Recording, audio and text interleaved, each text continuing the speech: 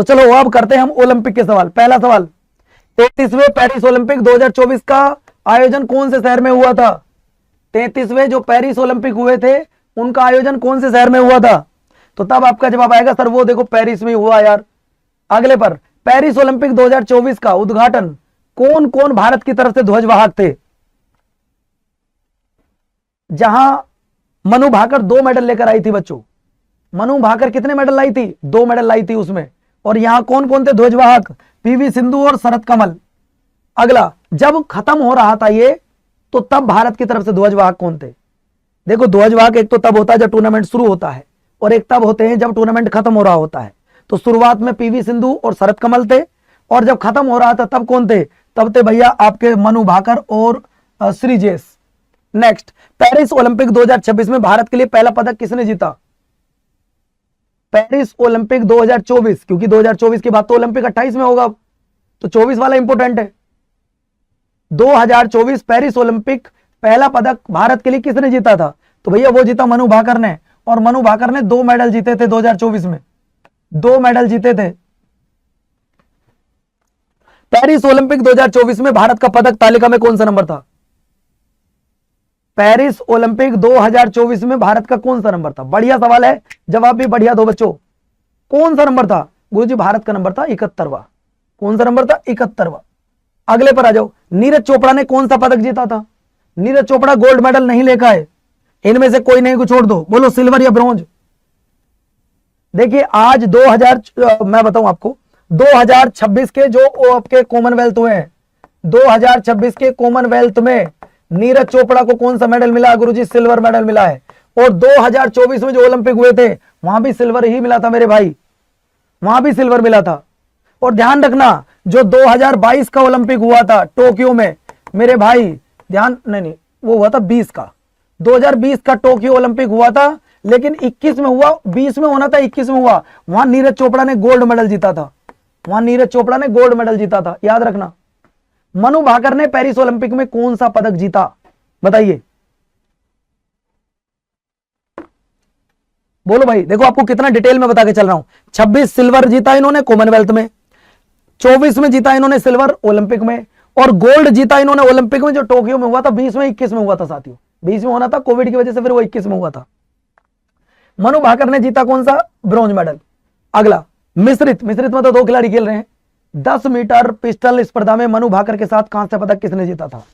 मनु भाकर के साथ कौन था? नीरज चोपड़ा का कोई लॉजिक नहीं है, वो तो जेवलिंग थ्रो से है। बताइए, अमन सहरावत का कोई नहीं है, ये तो रेसलिंग से है। बचा कौन? गुरुजी सरबजोत सिंह थे। अगले पर चले आओ, पेरिस ओलंपिक 2024 में 50 मीटर राइफल 3 पोजीशन स्पर्धा में कांस्य पदक किसने जीता था? कांस्य पदक किसने? तुम्हारे लिए मेहनत कर रहा हूं, सिर्फ ये टॉपिक तुम्हारे लिए निकाल कर ला रहा हूं, आपको पढ़ना है। तो तब आपका जवाब आएगा सर वो जीता स्वप्निल कुसाले ने। अगले पर, पेरिस ओलंपिक में भारत ने कितने पदक जीते थे? बोलो भैया कितने पदक जीते थे? तो तब आपका जवाब क्या आएगा? गुरुजी हमने जीते थे 6 medal, gold medal, silver medal, bronze medal. Gold जीता 0, सिल्वर जीते 5, ब्रॉन्ज जीता नहीं, सिल्वर जीता 1, ब्रॉन्ज जीते 5। तो आप लगा लो, आंसर हो गया 6। ठीक है, अगर कोई आपसे पूछे कितने मेडल जीते तो गोल्ड जीता 0, सिल्वर जीता 1, ब्रॉन्ज जीते 5। अब आ जाओ रामसर स्थल। पहले ये बताओ मुझे कि रामसर स्थल भारत में है कितने? मैं ये जानना चाहता हूं आपसे कि हमारे भारत में रामसर स्थल कितने हो गए हैं? जवाब दो साथियों, हमारे भारत में रामसर स्थल कितने हो गए हैं? जल्दी बताइएगा। तो तब तुम्हारा जवाब आ जाएगा सर रामसर स्थल हो गए हैं 100। अगर मैं आपसे पूछूं नेशनल पार्क कितने हो गए हैं भारत में, नेशनल पार्क, तो आपका जवाब आ जाएगा सर वो हो गए 107। ठीक है, अगर आपसे पूछे यूनेस्को स्थल कितने हो गए भारत में, तो यूनेस्को स्थल हो गए आपके भारत में 45। ये क्लियर कर लो साथियों, ईमानदारी से बताओ क्या कोई टॉपिक और है जो तुम्हारा क्लियर ना हुआ हो? टॉपिक का नाम बोलो, पीपीटी तुरंत आ जाएगी। आप टॉपिक का नाम बोलो, लेकिन सबसे पहले रामसर स्थल से क्या क्या सवाल आ सकते हैं उन पर चलते हैं। पहला सवाल, भारत का 100वां रामसर स्थल कौन सा बना है? 5 स्टार लगा लो, 5 स्टार लगा लो बच्चों। भारत का 100वां रामसर स्थल कौन सा बना है? अगर मैं 100वें रामसर स्थल की बात कर रहा हूं तो आपका जवाब क्या आएगा? भारत का 100वां रामसर स्थल कौन सा बना? तो आपका जवाब आएगा सर वो बना है यूपी का। और यूपी में कौन सा बना है? बताओ जरा कौन सा बना यार? सेका तो पहले बन चुका है। कौन सा बनेगा जरा बताओ जब।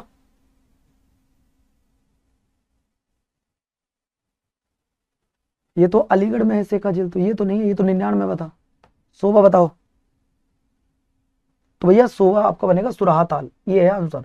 ये तो 99 में भाई, सोबा पूछा है तो सोबा ये है। अगले पर आ जाओ, सवाल नंबर नेक्स्ट, डी आंसर है बाबू। बेटा डी आंसर है, ये 99 वाला लिख तो रहा हूं पर 99 ये, मैं सोबा पूछ रहा हूं, देखो ना सोबा ये है, ये सोबा है। अगले पर आ जाओ, शेखा झील कहां पर है, तो शेखा झील यूपी में, मैंने अभी आपको बताया था, इसे 99 में बनाया गया था। कहां पर है ये, अलीगढ़ में शेखा झील। अगले पर चले हो, झारी टांड वेटलैंड ये कौन से राज्य में है। अब बताओ जिनको तैयारी अच्छी लगती है अपनी, जिनको अपनी तैयारी अच्छी लगती है वो जवाब देना। झारी डांट वेटलैंड कौन से राज्य में है, तो तब तुम्हारा जवाब आ जाएगा सर वो है आपके गुजरात में। पटना पक्षी अभ्यारण्य कौन से जिले में स्थित है।